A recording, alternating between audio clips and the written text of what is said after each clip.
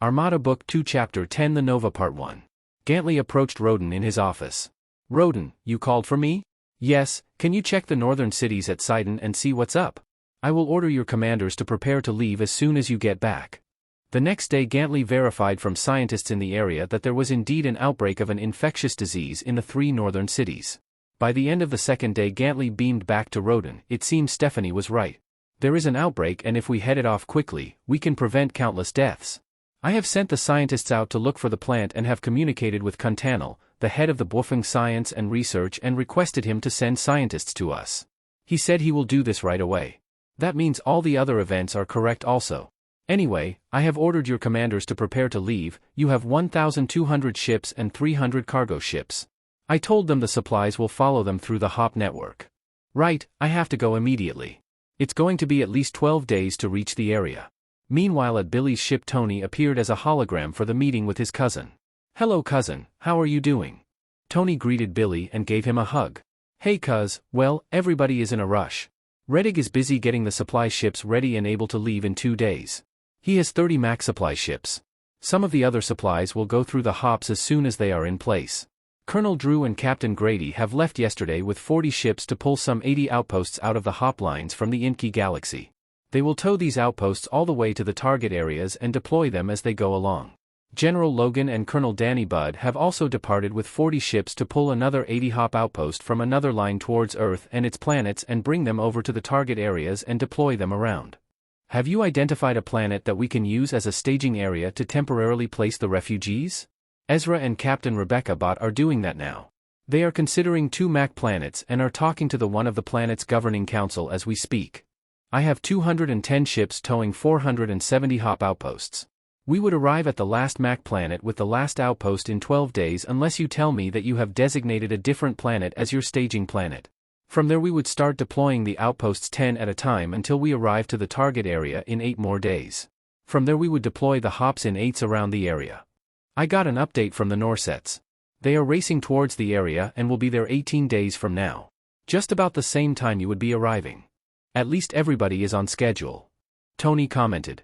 "Ezra just reported that a planet has accepted to be a staging planet. I will send the coordinates and other details later. General Logan would start deploying the hops from this planet. They intend to have 2 staging planets, so be prepared to split your group. My ship and 20 others are headed to the target area and we would arrive there in 5 days. I have the Norset scientists with me to study the star that will turn into a supernova. I will probably split my ships among the compromised planets to give them the earliest warning possible." "That's good. But they should start leaving as soon as your hops are in place," Tony said. "Okay, so we're all in schedule. I will have Jenny send to your ships regular updates." "Who's Jenny?" "My ship's hologram." "Let me guess." Billy smiled. I know, you'll tease me again. Stop it, we're on the clock here." "Fine, but always remember that you don't get off this easy." 5 days later, Billy and his group arrived at the first Mac planet. He deployed 5 ships and he went on towards the Norset planet. Then 5 of his ships went on to the Inti planets and another 5 towards the other Inky and Mac planets. He intended to make the Norset planets as his base of operations for the next 30 days. Tonen appeared in Billy's bridge.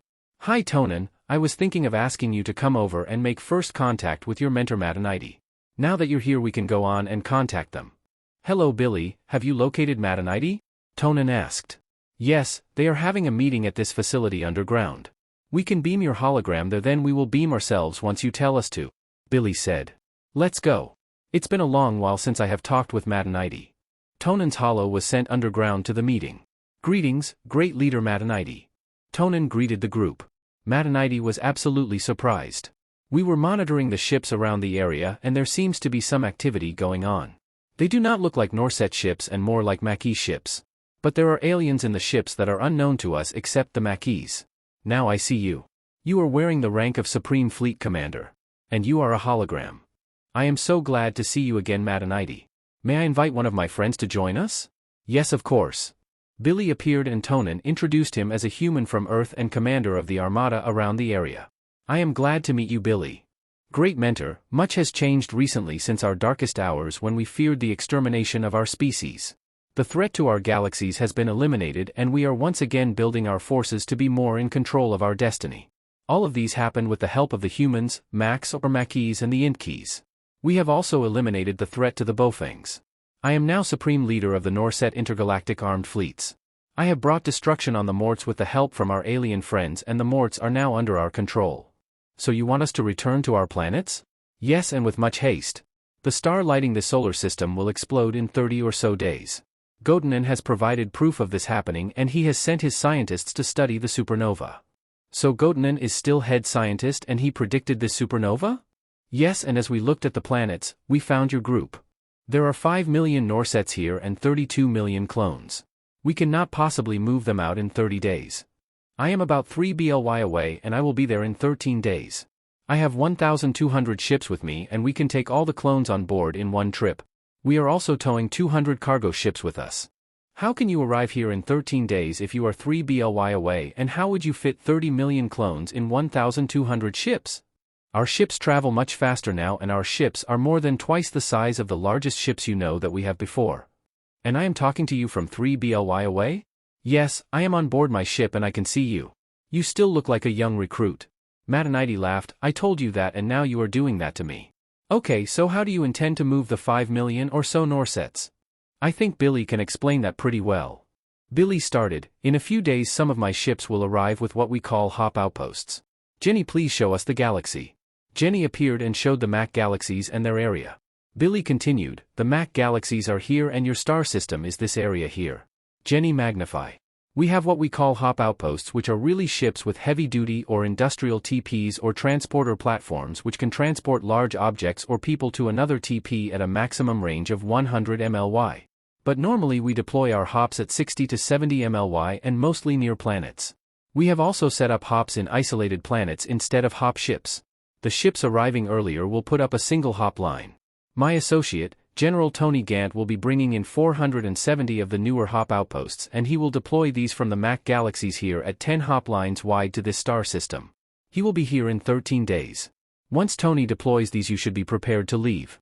You can travel through these hops all the way to the Norset galaxies more than 4 BLY away in less than 2 days.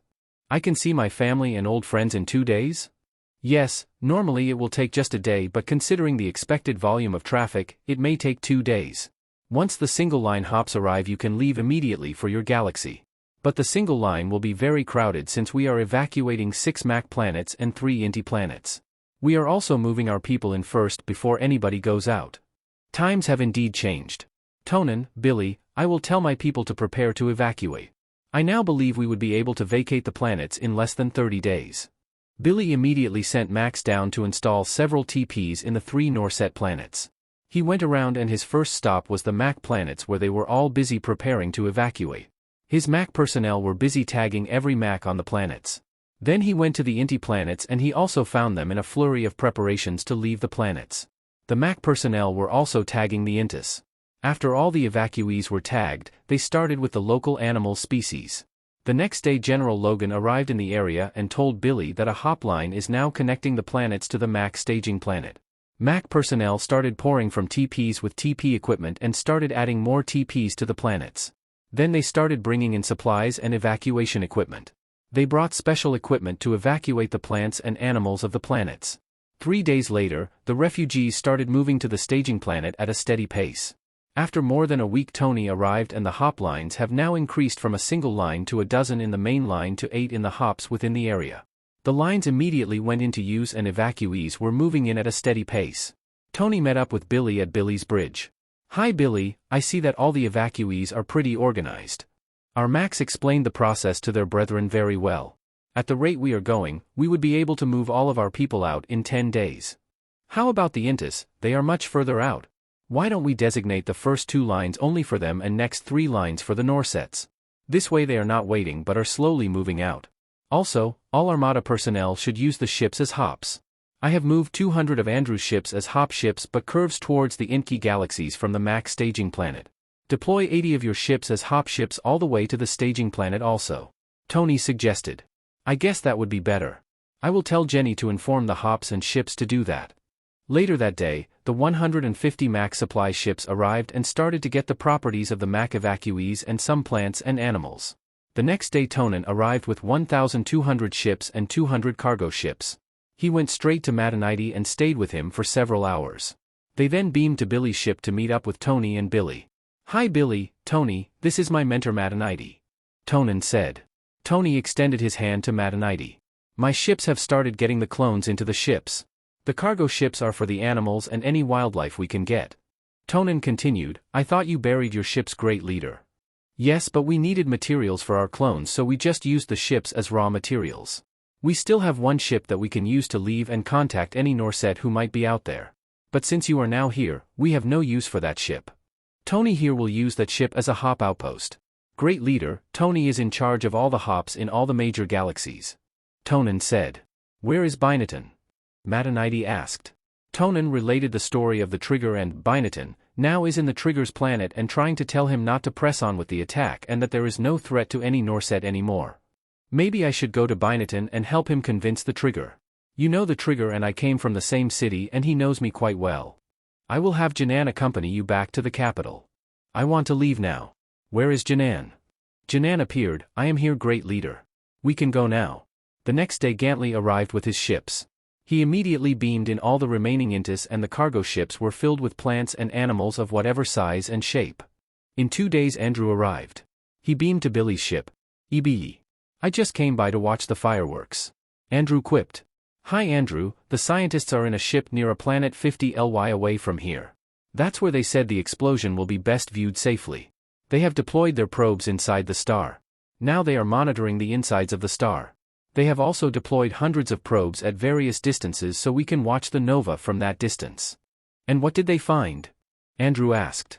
"The star will explode right on the 39th day." Billy said. "That's good to know. So will you be able to get the evacuation done by then?" Andrew asked. "I believe the evac will be finished 5 days in advance. The last ships to leave the area would be the cargo ships carrying the plants and animals." Tony said. "That's good to know. At least Binaton would be happy to know that." Billy related to Andrew their encounter with Matanite and that he left with Janan to meet up with Binaton so he can help out in the negotiations. "That's good to know," Andrew said. "Why are you always saying, 'that's good to know'?" Tony asked. "Just as I exactly said, that's good to know," Andrew said and looked perplexed with Tony's question. Just then Roger beamed in to join the group. "Look who dropped by? What have you been doing, Roger?" Billy asked. "I came from the Liston planets and made sure they were not going anywhere out of their planets," Roger said. "You can't help playing their god, can you?" Andrew said. "You told me to go there and make sure they don't leave. Now they can't. I destroyed all their ships," Roger said. "That could be the funniest adventure yet, Roger," Billy said. "It would have been funnier if Roger actually won the prize. Is there anything I can help you guys with?" Andrew asked. "You can help by getting some of the plants and animals off. We have not yet started evacuating the Inti planet's plants and animals. Get them out and deliver them to the staging planet. The Max have special containers so they don't mess up your ships. I would be happy to do that. Olive, tell the ships we're going to the Inti planets to get their plants and animals off and deliver them to the staging planet." "Yes, Andrew." For the next 3 days Andrew got the plants and animals of the Inti planets. They immediately left the scene and the next day they were on the staging planet. They went to join the scientists near a planet 50 LY away and waited for the star to explode. Eric, Tony with Layla and her father, Billy, Roger, Gantley and Tonin arrived a few hours after Andrew and parked their ships beside his. After a few hours, several hundred ships arrived. Roden, Maria, Ellie and Gotanen arrived through the hops. Then Albert and the people from planet Los Angeles arrived. Vicky went straight to Andrew. Thousands of scientists came through the hops including Vicky's assistants. Edna arrived with Liz and their kids. Then Victor arrived with Stephanie and her family. They all met up at Andrew's reception hall. "I never thought people would be coming over. Olive, can you place some refreshments on the tables for our guests?" "Are you kidding? Nobody gets to wait and see a star explode in front of them," Vicky said. Roden exclaimed, "Absolutely correct, Vicky. Several thousands from my galaxies would be arriving within the hour. It looks pretty crowded here already." Andrew looked out and saw several hundred more ships arrive. "Those are Bwufeng and Norset ships," Roden explained to Andrew. "My scientists estimate the explosion within 4 hours. Their sensors are going bust already. All the video probes are lit," Gotanen said. Andrew whispered to Vicky, "Let's just watch Stephanie. If she stands up and show her teens to the floating videos, that's when the star will explode." Then he told Olive to tell all the ships to raise their shields to maximum. "All shields at maximum, Andrew." "Okay, Tony, who did you pick to be your best man?" Billy asked. I haven't thought about that. That's strange, I thought Billy would be your best man. Andrew said. He's always teasing me. Okay, Billy, can you be my best man? Do you really mean it? I don't, but I have no other choice. Layla laughed. I suppose you already have a date and place? Roden asked. The invitations will be going out this week. We moved the date further out. We realized the next few weeks would be hectic, so I scheduled the wedding 3 months from now, a few days before the 2-week-long festival. Layla said. That's good to know. Andrew said. You did it again, Andrew. If now you know, why do you have to say, that's good to know? Tony asked. Maybe I was thinking out loud. Our next task is the trigger, right? Tonin looked at Andrew and Roden. Roden answered, right, the scientists have created a prototype robot and the Norsets will produce a few thousand of them. They realized the robots were old technology, and so they created robots better than the ones they were studying and send these to battle the enemy robots just in case. I really don't see why we need the robots, but they learned a lot about robotics from the old tech robots, so I guess they just got too excited. After all of this, I would take my ships to the Muno-ons and hope we can still do something about their war. Andrew said. We can play God again. Roger said. I would have to move the outposts towards that side of the galaxy. Tony said. Since the hops are proving to be very useful, I think we should produce them in thousands and let them sit in strategic areas for easy deployment. Roden said. That could be good, Roden. In major operations, they always come in handy. Tony, are all your outposts at safe distance already? Andrew said. We started pulling away 6 hours ago. They are in the safe zone already. How about the Marantais? Billy asked and looked at Ellie. We have not found a solution yet. But we are getting close. You do not have much time. Unless, if we can get hold of the controls to those devices, we can just bring them back later on. In the meantime, we can manage and make sure they live long enough for us to solve the problem. Andrew said. That could be a solution. But before then, if they are still controlled by the trigger and pitted against our forces, they could get killed. We can jam the signals for the moment so they just sit there. Godenon said. Can't you make your own devices and replace the enemy devices with yours using an entirely different signal range? Vicky asked. That could work too. We tried removing the devices and the subjects behaved like zombies. They would be unable to eat, walk straight, or even think. Ellie said. I think the problem can be solved, but it will take some time.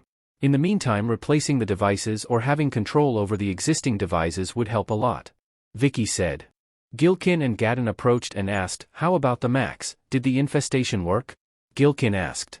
Godenon explained, the infestation did not have any effect on the brain physiology of the Max.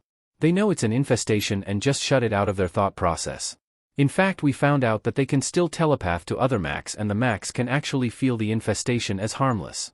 We can just beam the infestation out of the Mac bodies and there would not be any effect. Why can't we do this with the Marantais? Gadden asked. The infestation in the Max could not grow. But those in the Marantais are bigger and much longer. That is why they are affected so much. Ellie explained. Andrew saw Albert talking to King Madiranat and Queen Alamuret. He signaled to Vicky that he wanted to go there. The king and queen were holding ice cream cones and were enjoying them like kids. Albert waved, Hi Andrew, we were just talking about the festival. And King Madiranat is really excited about it. He was telling me they hold such festivals among their planets to highlight their produce and to exchange technologies. I tasted the wine made from their local fruit and it tasted really great. Yes, it tasted well.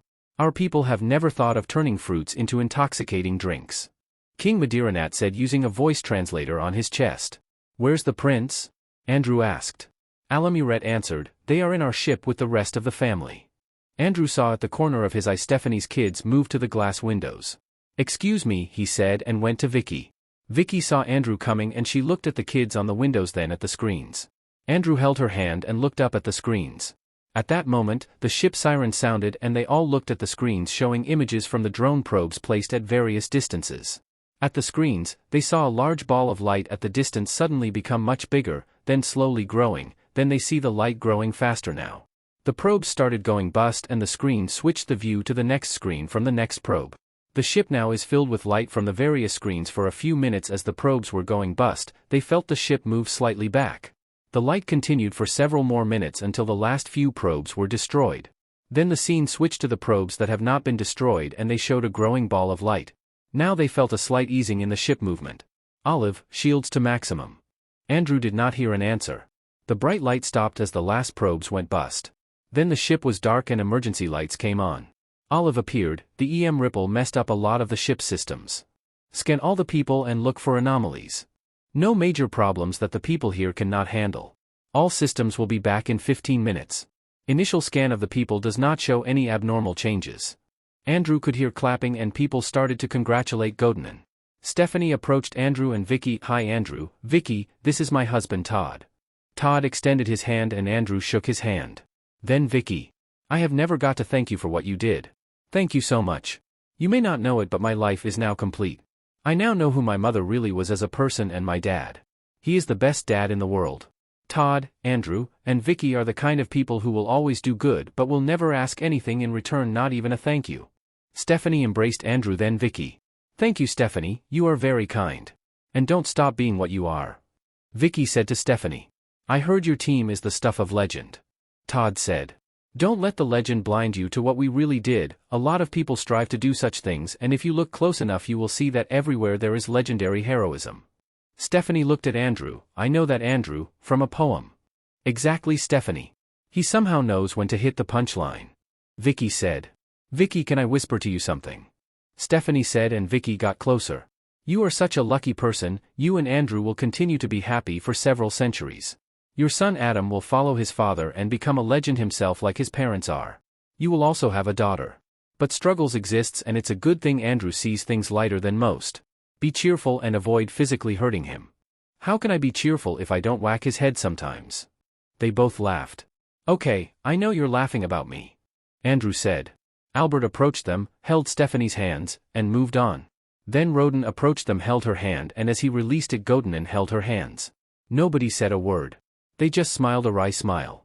So you're going to the Muno-ons from here, Andrew? Let Gantley accompany you with some ships. I will bring our people home. Roden said. Then Gilkin and Gadden joined the group and Gilkin held Stephanie's elbow while Gadden held her hand. Nobody seemed to notice. They were all quick to move away. Gadden and Gilkin did not even smile. Tonin approached them and after holding Stephanie's hand said. I would love to go with you guys but we have a domestic trigger problem to solve. Andrew, the planets we evacuated the people from were all obliterated by the blast. There are no more planets left. The scientists believe a white dwarf star will be forming. Our bearings show we moved a few thousand miles out. Galaxies within 20 LY were all moved. Andrew looked at Stephanie. I guess Godinin deserves all our praises. Thank you, such is the miracle of science. Although sometimes some parts of it, we need to learn more to understand. Godinin said. He looked at Stephanie. Stephanie nodded and smiled. Then a group of scientists led by his friend Contanel started to congratulate Godinin, pulling him away from Andrew's group. The people in the reception hall started to thin out. He saw Maria, Ellie, Liz, and Edna sitting around a round table with their kids around them keeping Tom busy. Maria waved Roden over and Roden told Andrew and Vicky to follow him. Stephanie and Todd followed them as well with their kids. Maria started, guys, we bought his network in Florida for the book and movie project and we would like you all to know that next week some people will be approaching you and asking for information. These would be the writers. They are all old-timers. Now the movie will come after a few chapters have been written and after a major conflict was resolved. Do I get to choose the movie star that will portray my character? Andrew asked. Yes, you all can choose but if somebody chose one the others cannot choose the same actor or actress. The idea here is that while we can do a movie after say 2 months of stories and a major conflict is resolved, the stories are to be shown as a TV series. 4 shows a month. 50 stories a year and I think this will run for at least 3 more years. Filming will be done off-world because it's cheaper to film in the actual settings than in a studio. Although we may have to put up our own studios on Earth. But that would mean the actors must be in on the secret. Albert said. It's the same issue with the scientists. We make them sign and hold them to their signatures. Harold said. I already have an actress in mind. Ellie said. I don't think getting famous actors and actresses is the way to go. They are just too high profile. Get the next tier of actors, the C-listers. The supporting actors that can last the series for 2 or more years. Albert said. I guess you're right, Mr. President. Maria, get only the not-so-famous. Not first-rate actors and actresses, please. The president also decided to give you $2 billion for the project. Harold said. Thank you, Mr. Secretary, Mr. President. Maria said. Maria was not so affected because the actress she had in mind was not even famous. She just likes her. Edna was a bit disappointed because it is not easy for her to get an actress that can portray her personality. Liz said, I guess it's cheaper for us to produce the series with B and C listers. I think there would be a lot of actors. Why don't we get the Macs to act also? They probably would die to get into acting. Vicky suggested. Don't count the Inkies out. Roden said. The best actors in my Armada were Inkies. Andrew noted. I heard about that contest. That is probably the funniest misadventure we can put into a series. Roden said. Oh, I am full of misadventures. Just ask Olive. Andrew said. I get it, the production is really an off-world thing. I guess we should just make it a 100% off-world cast and crew. This way we have no issues with the cast. We just need to get the best trainers to train the would-be actors and actresses. Maria said. We have thousands of experienced actors. We have movies in our galaxies too, you know. Roden said. Remember, we still have the chameleon device, so we can make an actor appear whatever he needs to be. I can even do a cameo role appearing as myself but in the appearance of the actress portraying me. Ellie noted. So you'll portray yourself while appearing to be the actress portraying you? Maria asked. See, I think this is going to be fun. Not to mention being so obvious to the world it looks like a sci-fi series. Albert said. Isn't that so ironic? We create a sci-fi TV series to tell the world about a world they will not believe as true when in fact it is. And when they find out it's true, they will still think it can't be since it's a sci-fi TV series. Vicky said. What I foresee is that everybody would want to be in on the movie series. And I mean everybody. Andrew said. I can portray myself because nobody on Earth knows me, and if I can't I will have another Inky do it using the chameleon device. This is going to be so much fun. We can even show this to the Inky galaxies simultaneously. Roden said. Roden, you are so smart. I would also portray myself and have another Mac portray me appearing as me using the device. Gadden added. And when the secret is out, your names and faces would be household items. Make sure I always have a part of the wise and gentle leader. Gilkin said. Roden looked at Gilkin. Gilkin, you have to give the story writers leeway on how they want to treat your character. Writing is an art and I would lean on giving the artists latitude on how they want a character to be. Mr. President, how about it if we need to film on Earth some scenes? I would rather create a whole studio just for our use. Maria said. I think that would be wise. If you need more money for it, just tell Harold and you have my approval. Who approves the final stories that would go into production? Andrew asked. None of us should be involved because we are too busy with the galaxies. Just get the best in the business and they will always do the right thing. Remember, there is no profit motive here to tie the artists down. Roden explained. We have a lot of old-timers who are icons themselves in all the areas of movie making. We have the best and award-winning writers and directors. I am sure Roden's assessment is the way to go. He's right, we are all just too busy. Maria said. So when will this thing start? Ellie asked and looked at Edna.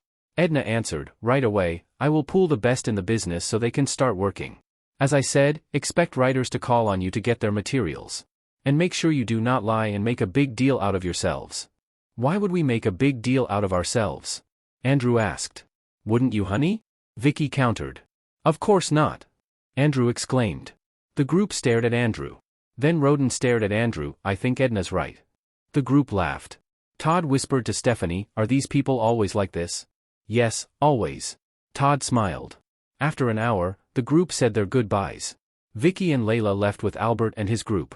Maria and the girls left with Stephanie and her family.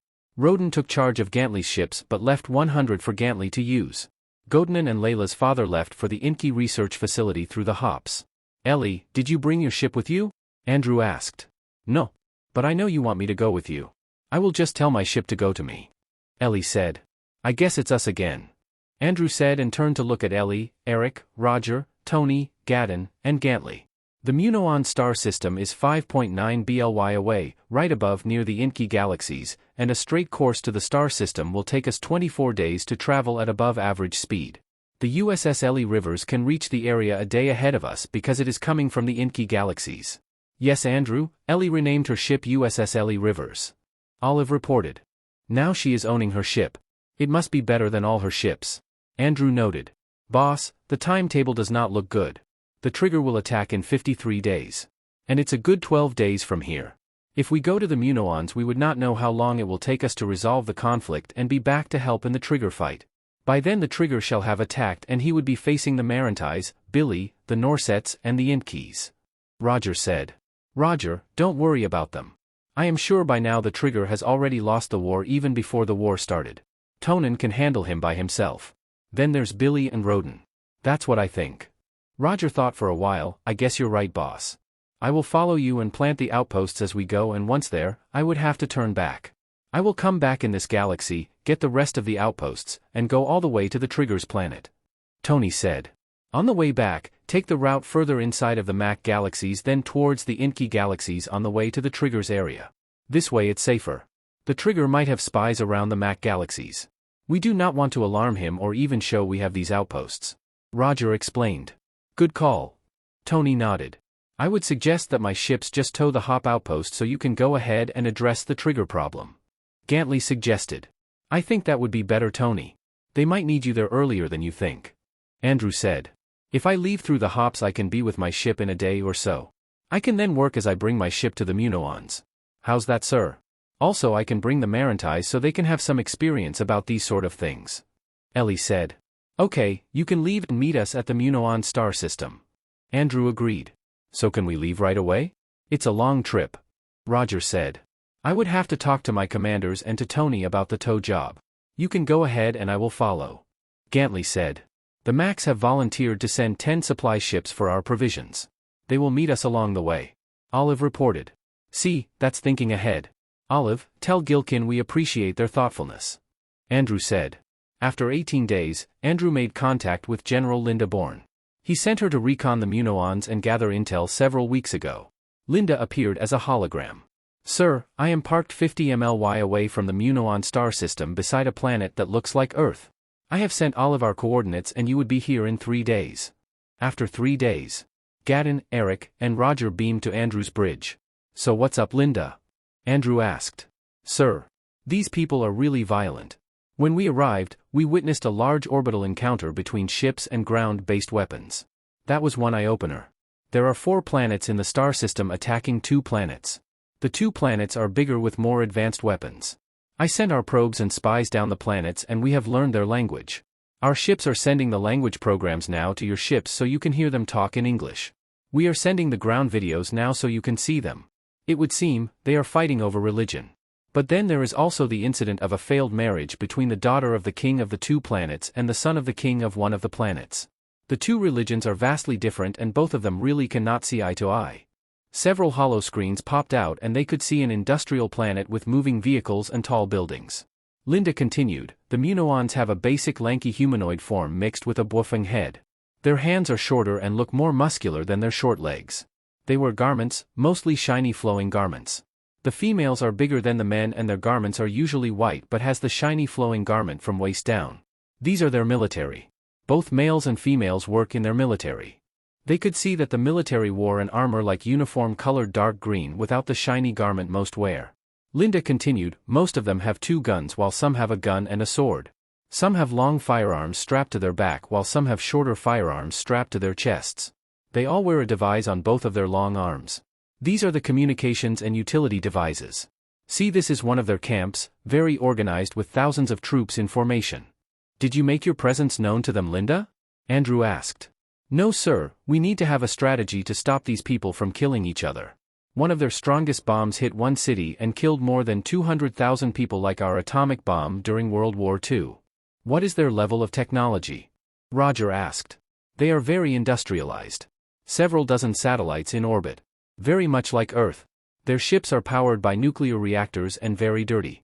The whole planet has higher than usual level of radiation. I even had our people wear radiation suits to work downside. Their vehicles are steam-driven but their industries rely on the reactors for power. We estimate the 2 larger economies under King Pumont have more than 2 billion people while the other 4 planets have a little over 3 billion. The 4 planets each have a different king and they have banded together to exterminate the 2 planets and its population. Their leader is a king of the most advanced planet in their group, King Salmonin. Their weapons are like our carbon-based weapons with bullets. They have no lasers and plasma-based weapons. What's strange is that they still use swords in the battlefield. Linda explained. Well, the Japanese had swords, tanks and planes. Andrew noted. So Linda, none have established a base in the other's planet? Roger asked. None, the war is a stalemate and they will simply produce more spaceships and weapons to kill more of the others. So Linda, if we remove their ships, we stop the fighting? Eric asked. I guess so. They do not have interplanetary weapons capable of firing from one planet and targeting another. Disarmament is one thing, a long-term truce is another. Gadden noted. All the videos and reports from the spies have uploaded to your ships. Study them and then we can come out with a good plan. Linda said. Tell me, Linda, what would you do in this case? Andrew asked. Sir, I would make first contact with their kings and show them a lot of power. Force them to sit across each other. In the meantime, show them that all their ships are destroyed. We should also remove all their weapons building capabilities and tell them that if they do this we will destroy them. Their ships are very slow and a hop outpost can shoot them down when they appear in orbit. We can place the outposts at 4 per planets and automate them to shoot any ship in orbit. So we deprive them of intergalactic travel? Roger asked. They are not prepared anyway. Eric commented. What if they promise to be good boys, would we let them travel? Andrew asked. I think they are absolutely violent people and have no qualms in showing this extreme violence against their enemies. They should not be permitted to travel until they understand that they cannot be violent in their venture into the galaxies. Otherwise, alien species will be in danger when they encounter them. They are lucky we are doing this. If they meet a less caring species, they could get wiped out for their violence alone. To answer the question, no, they should not be allowed to travel for the next 500 years after proving they are not violent people. Linda explained. Isn't that too unkind? Gadden asked. As I said, look at the videos and see what kind of species these are. They are born oppressors. If they are able to land on a Mac planet, they will go on a killing spree. Okay, let's study them and meet after a few days. Linda, try to come out with a creative plan to make these people toe the line. Andrew said. After 3 days they met up with Linda near the planet that looked like Earth. Linda beamed herself in Andrew's bridge. Roger and Eric were already there waiting for her. Eric greeted, so anything new, Linda? I have been meeting with my ship commanders and officers and we realized for each of the planet kingdoms, one of their most cherished possession is their royal family. I recommend to put all the royal and semi-royal kids in a time box and put the box in the palace for the royalty to see every day. We do this for all the kings and royalties in the planets. Then we force them to sign a non-aggression treaty and promise to remove and never to create weapons. We can let them keep their swords. Then leave. If they fulfill the terms of the treaty, we let their children go. But if just one of them breaks it, we put all their kids again in a time box for all the planets, only this time we include their kings and male head royalties. The queens are now forced to sign again. And this time we make all the people sign in all the planets. I like it. Andrew exclaimed, imagining the drama of the plan. So first we destroy all their interplanetary ships and ground-based missiles and cannons. I think we should destroy all their weapons factories as well. Roger said. If they have less weapons and less capabilities to make weapons, signing the first treaty will be easy. Linda noted. So you assume they will break the treaty because you call it the first treaty? Andrew asked. Yes, sir, they are that violent and stupid. Having all the people sign will take a long time. Eric said. Not if you are a mother. If the freedom of your children rests on all the people signing, they will do this in a day. Linda countered. How will you hold the mothers or queens to their word? Andrew asked. We release the kids but hold the kings and royalty men. Linda answered. The queens will never release the kings and royalty men. Eric argued. That is why part of the second treaty is that the royalty men and kings will be held until all the kids are grown. And if there is no war until then, the kings are released. Linda said. But that would take forever. Roger exclaimed. Better for the queens and their kids. Something the queens will not mind at all. Linda said. What if the queens mess up? Andrew asked. We replace them with our own using the chameleon device or put them in the time boxes, then just wait until the siblings take over. Linda said. I like it even more. Andrew said. Gadden nodded, and I think it's a good idea. It's just that we all need some active participation so our parts are more defined. Roger laughed out loud and, Gadden, you are thinking like a movie star already. I think you are thinking too far ahead when this mission becomes a movie. No, I'm not. Gadden said. What movie? Eric? Linda asked. I will explain later. But right now, we should just do our job. Gadden looked at Andrew. Don't look at me, Gadden, I am not thinking of any movie. I want to get this job done well and with minimal casualties, Andrew said. You sounded so real, General Man, sir. Eric said. Enough of this movie talk. Ellie will be arriving tomorrow and she had the time box technology. In the meantime we can talk to the royalty and state our demands. Andrew said. What scenario would have the most impact? Eric asked. It has to be a real show of power. Like all our ships descend and hover over the palace, then suddenly uncloak. Then we fire volleys at the defenders. Shoot some of their ships and weapons factories. Linda said. Then we have to wait for Gantley. He has 100 ships with him and towing the outposts. He will be arriving in 3 days. Andrew said. Okay, so in the meantime we prep, plot the targets, and disable all their spaceships by causing major engine troubles. And we have to do this for all the 6 planets. Roger said. I have done all the tagging of their spaceships and I have sent all data on weapons targets to all the ships. I also have tagged all the royals including the kings and queens including all their key military personnel and civilian leaders. And that includes all the kids of these people. I also prepared the first and second documents. Linda explained. Later that day their 10 supply ships arrived. The MAC commander Matamo beamed himself to Andrew's bridge and, we got lost, we should have arrived yesterday. That's okay, we are running out of some vital supplies like brandy and ice cream. Andrew noted. The next day Ellie arrived and Linda apprised her of the plans. Ellie thought they would need time boxes for several hundred people at one time for 6 planets. Linda however advised her that at most 100 people would be frozen in time. So she had her people formulate the boxes of various shapes and sizes. In 2 days, the boxes were ready.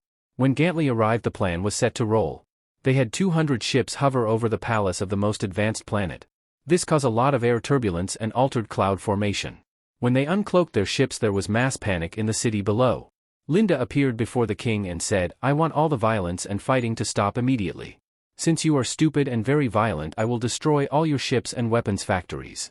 And with that statement all the ships opened fire at their predetermined targets. All of their spaceships were destroyed as well as the ground-to-space batteries. After an hour or so, Linda appeared and, now I want you to sign a unilateral non-aggression treaty with all your enemies and a promise that you will never produce any weapons. And to ensure that you will do this I will freeze all the children of royalty and of your leaders until you do. The documents appeared in front of the king. The king's guards tried to attack the image but their aggression was for naught. The king saw his kids floating in the air, then some more kids from the royal family, then the children of the rich and the kingdom's leadership. Then he saw them descend almost touching the ground and then they simply did not move. They were in various positions and they were all frozen in time. Some of the guards tried to go to the kids but the time field froze them as well.